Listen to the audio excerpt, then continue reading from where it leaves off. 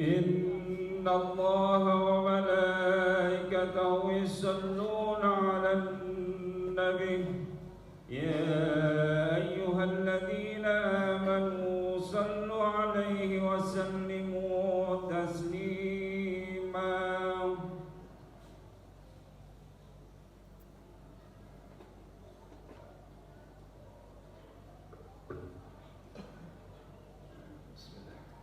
Assalamualaikum warahmatullahi wabarakatuh. Allahu Akbar, Allahu Akbar, Allahu Akbar, Allahu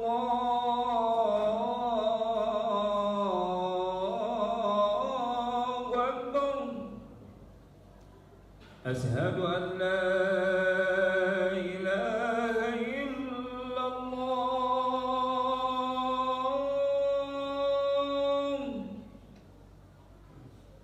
أشهد أن لا إله إلا الله.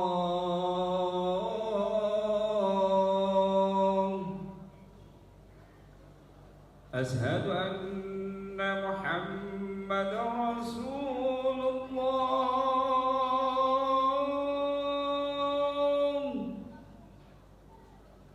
أشهد أن محمدا رسول الله.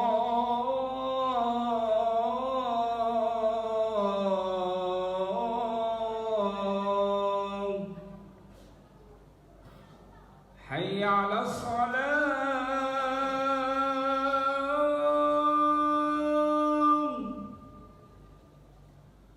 حي على الصلاة.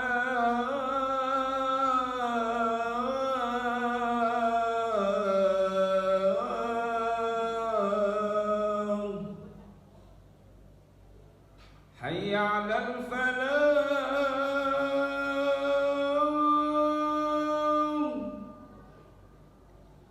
حي على الفلاح.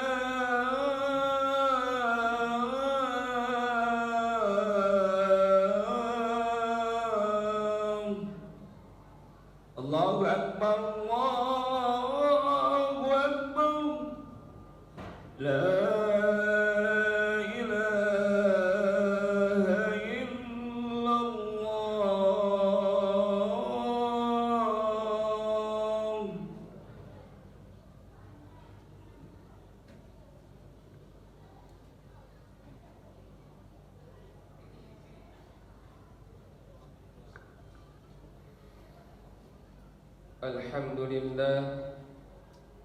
Alhamdulillahilladzi hadana lihada wa ma kunna linahtadiya laula an hadanallah. Ashhadu an la ilaha illallah wahdahu la syarika lah wa ashhadu anna Muhammadan abduhu wa rasuluhu la nabiyya wa la rasula ba'dah. Allahumma salli wa sallim ala sayyidina Muhammadin wa ala alihi wa ashabihi wa man tabi'ahum bi ihsanin ila yaumiddin. Faya ibadallah, usikum wa nafsi bittaqwallah faqad fazal muttaqun. Qala Allah ta'ala fil Qur'anil Karim, a'udzu billahi minasy syaithanir rajim. Bismillahirrahmanirrahim. Ya ayyuhalladzina amanu taqullaha haqqa tuqatih wa la tamutunna illa wa antum muslimun. وقال أيضا يا أيها الناس اتقوا ربكم الذي خلقكم من نفس واحدة وخلق منها زوجها وبث منهما رجالا كثيرا ونساء واتقوا الله الذي تساءلون به والأرحام إن الله كان عليكم رقيبا. وقال أيضا يا أيها الذين آمنوا اتقوا الله وقولوا قولا سديدا يصلح لكم أعمالكم ويغفر لكم ذنوبكم ومن يطع الله ورسوله فقد فاز فوزا عظيما. أما بعد. Masyaallah muslimin, jamaah salat Jumat yang dirahmati Allah Subhanahu wa taala. Pertama-tama yang utama, marilah kita senantiasa panjatkan rasa syukur kita kepada Allah Subhanahu wa taala atas segala limpahan nikmat-Nya yang senantiasa Allah berikan kepada kita semua, dari nikmat terbesar, nikmat iman, hingga nikmat sehat walafiat, dan juga nikmat kesempatan. Tentunya dengan nikmat tersebut kita bisa melangkahkan kaki kita menuju masjid ini dalam rangka menjalankan ketaatan pada Allah Subhanahu wa taala, mendirikan salat Jumat. Salat dan salam semoga senantiasa tercurah kepada qudwah hasanah kita, suri tauladan kita Nabi besar Muhammad sallallahu alaihi wasallam beserta keluarganya, para sahabatnya, dan para pengikutnya yang senantiasa istiqomah menjalankan sunnah-sunnahnya. Dan semoga kita termasuk barisan panjang umat Rasulullah yang mendapatkan syafaatul uzma di yaumil qiyamah. Amin ya rabbal alamin. Masyaallah muslimin rahimakumullah. Di atas mimbar ini khatib berwasiat kepada diri khatib dan para jamaah sekalian, mari sama-sama kita tingkatkan keimanan dan ketakwaan kita pada Allah Subhanahu wa taala, tentunya dengan cara menjalankan semua perintahnya dan juga berupaya menjauhi semua larangannya. Karena takwa adalah sebaik-baik bekal kita menuju akhirat. Watazawwadu fa inna khairaz zadi taqwa. Masyaallah muslimin, jamaah salat Jumat yang dirahmati Allah Subhanahu wa taala. Di bulan ini, di bulan Zulqa'dah, adalah bulan di mana kaum muslimin sebagian ada yang berangkat haji. Maka di antara sunnahnya ketika ada saudara kita, tetangga kita, handai taulat kita ingin berangkat, maka sunnahnya kita adalah mendoakan. Apa doa yang diajarkan oleh Rasulullah SAW bagi orang yang safar? Bukan hanya berangkat haji, tapi bagi yang safar. Kita bisa ambil sebuah hadis dari Anas. Beliau mengatakan, Ja'a rajulun ila Rasulullah SAW. Datang seorang pemuda kepada Rasulullah. Ya Rasulullah, wahai Rasulullah, inni uridu safaran fazawidni. Ya Rasulullah, saya ingin melakukan sebuah perjalanan, maka bekalilah saya. Maksudnya berikan saya nasihat, pesan, bekal. Qala, Rasul bersabda, zawadakallahu taqwa. Semoga Allah membekalimu ketakwaan. Wa qala, dan pula itu berkata lagi, zidni, tambah ya Rasulullah. Qala, ghafara dzanbaka. Semoga Allah mengampuni dosa-dosa. Wa qala, zidni bi abi wa anta wa ummi. Tambah ya Rasulullah demi engkau, ayah dan ibu. Qala yassara lakal khairu haitsuma kunta. Dalam riwayat Imam Suyuti, ketiga lafaz hadis ini, ketiga lafaz doa ini dirangkai menjadi kalimat zawadakallahu taqwa wa ghafara dzanbaka wa yassara lakal khairu haitsuma kunta. Masyaallah muslimin rahimakumullah.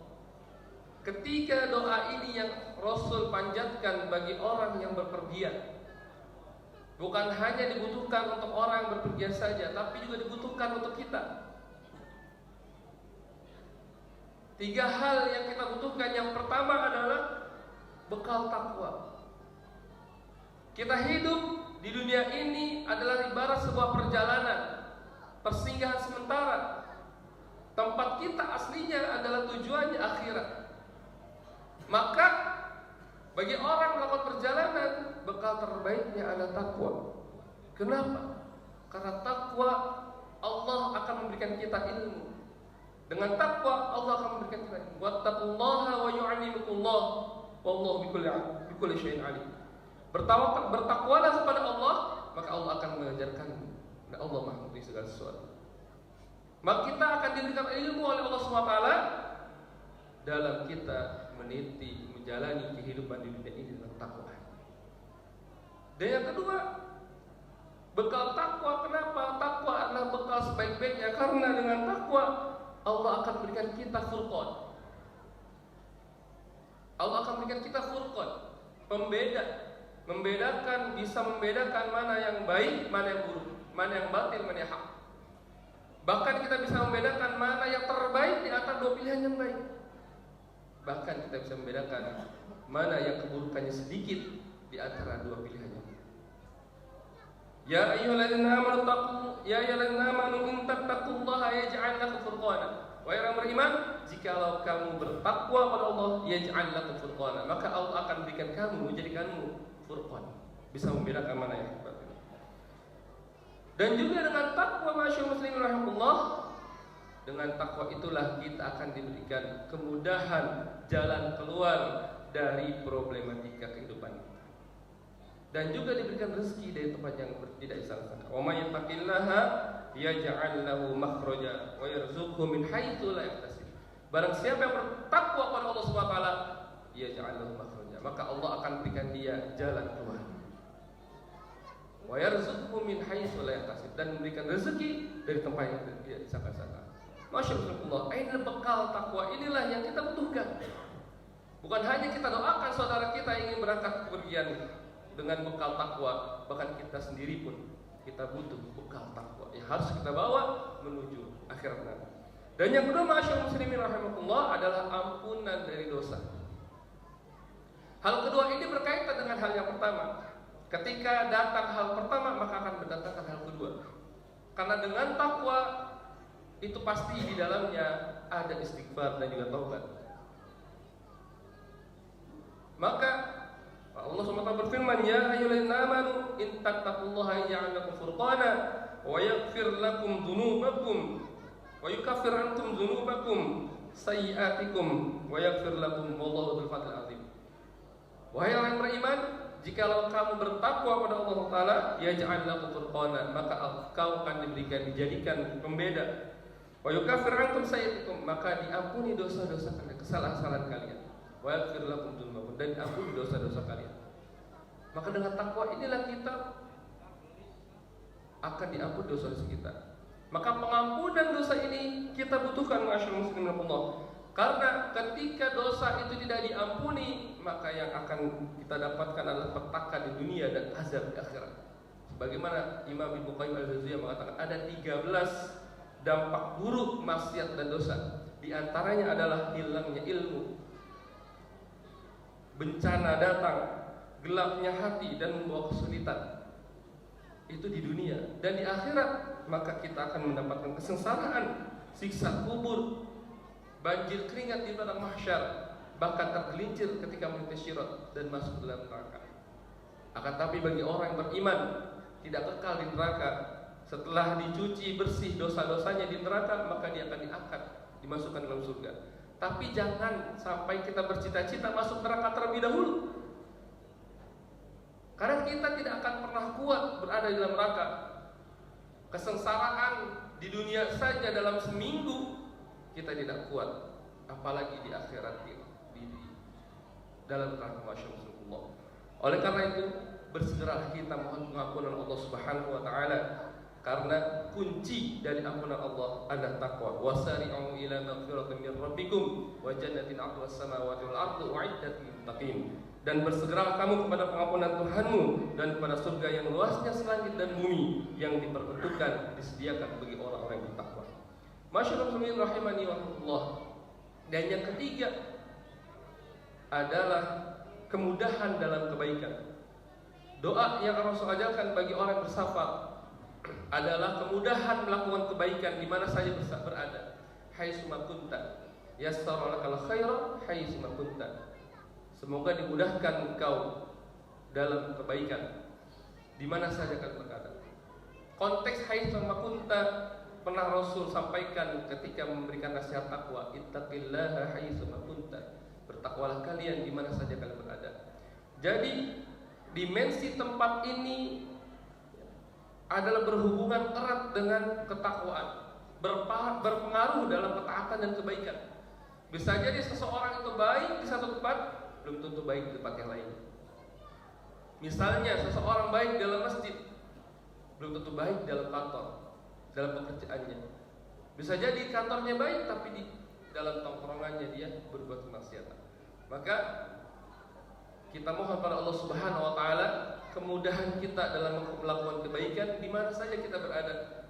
kita mudah untuk melakukan kebaikan, dan kita jaga diri kita. Mohon pada Allah Subhanahu wa taala semoga Allah membekali kita dengan ketakwaan dan mengampuni dosa-dosa kita, dan juga dimudahkan kita dalam melakukan kebaikan. Barakallahu li wa lakum bil kitabi was sunnah wa nafa'ani wa iyyakum bima fihi minal ayati wal hikmah wa astaghfirullahu li wa lakum innahu huwal ghafurur rahim. اللهم صل على سيدنا محمد وعلى آل سيدنا محمد.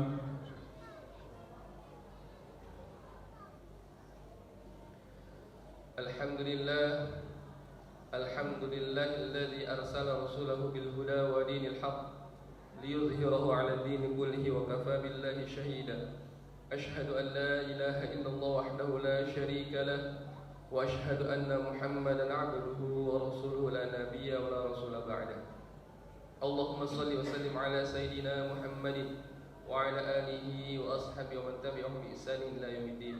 ويا عباد الله أوصيكم ونفسي بتقوى الله فقد فاز المتقون. إن الله وملائكته يصلون على النبي يا أيها الذين آمنوا صلوا عليه وسلموا تسليما. اللهم صل على سيدنا محمد وعلى آل سيدنا محمد كما صليت على سيدنا إبراهيم وعلى آل سيدنا إبراهيم وبارك على سيدنا محمد وعلى آل سيدنا محمد كما باركت على سيدنا إبراهيم وعلى آل سيدنا إبراهيم في العالمين إنك حميد مجيد. اللهم اغفر للمسلمين والمسلمات والمؤمنين والمؤمنات الأحياء منهم والأموات إنك سميع قريب مجيب الدعوات يا قاضي الحاجات. اللهم أرنا الحق حقا وارزقنا اتباعه وأرنا الباطل باطلا وارزقنا اجتنابه. ربنا اغفر لنا ولوالدينا وارحمهما كما ربونا صغارا. ربنا ظلمنا أنفسنا وإن لم تغفر لنا وترحمنا لنكونن من الخاسرين. ربنا لا تزغ قلوبنا بعد إذ هديتنا وهب لنا من لدنك رحمة إنك أنت الوهاب. ربنا اغفر لنا ولإخواننا الذين سبقونا بالإيمان ولا تجعل في قلوبنا غلا للذين آمنوا ربنا إنك رؤوف رحيم. ربنا لا تؤاخذنا إن نسينا وأخطأنا. ربنا ولا تحمل علينا إصرا كما حملته على الذين من قبلنا. ربنا ولا تحملنا ما لا طاقة لنا به واعف عنا واغفر لنا وارحمنا أنت مولانا فانصرنا على القوم الكافرين. ربنا هب لنا من أزواجنا وذريتنا قرة أعين واجعلنا للمتقين إماما.